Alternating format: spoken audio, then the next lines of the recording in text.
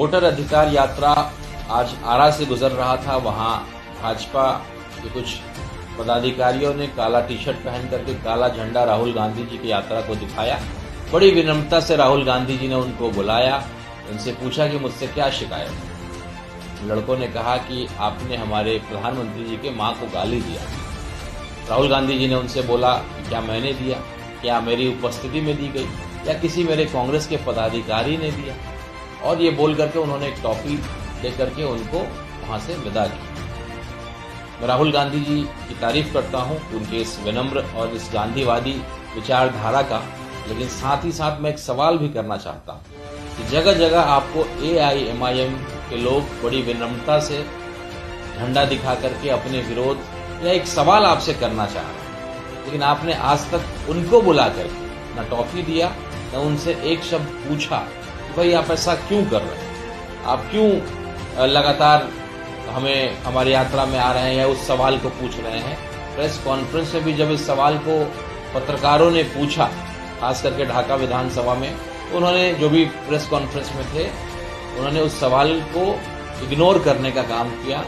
सुप्रिया श्रीनेत जी जो जानी जाती अपने हर सवाल का बड़ी बेबाकी से जवाब देने का, वहां भी वो भी उलझती हुई नजर। लेकिन एक पार्टी जो है आपका हर जगह जगह पे बैनर लेकर के इसे आपके यात्रा को स्वागत कर रही है, लेकिन एक मैसेज भी दे रही है कि 2% वाले आपके साथ में हैं और 18% वाले को आप इग्नोर कर रहे हैं, इंडिया गठबंधन में आप शामिल नहीं कर रहे हैं। क्या ऐसा तो नहीं है कि एक खास तौर से एक पार्टी को या एक समुदाय को आप इग्नोर कर रहे हैं? ये विचारधारा की लड़ाई है और जो विचारधारा के साथ है वो हमारे साथ आएगा। यानी आप कहना चाहते हैं कि AIMIM जो है बीजेपी की पिछलग्गू है, बीजेपी की बी टीम का हमारे यहाँ कोई जगह नहीं है।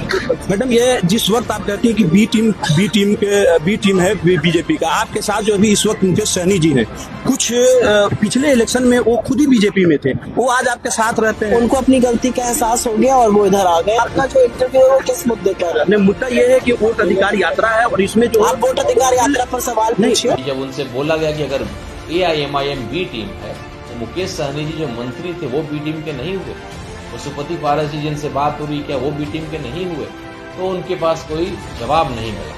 तो मैं राहुल गांधी जी के इस व्यवहार की तारीफ करता हूं और भाजपा ने जाकर के कांग्रेस कार्यालय में जो उपद्रव किया, जो गुंडा राज का परिचय दिया, उसकी जो है मैं निंदा करता हूं और आग्रह करता हूं राहुल गांधी जी से, जो विनम्रता, जो गांधीवादी विचारधारा आपने उन काला झंडा दिखाने वाले लोगों के साथ किया, एक बार AIMIM के कार्यकर्ताओं से, दीवानों से पूछ तो लीजिए वो झंडा क्यों दिखा रहे हैं, उनकी बात क्या है।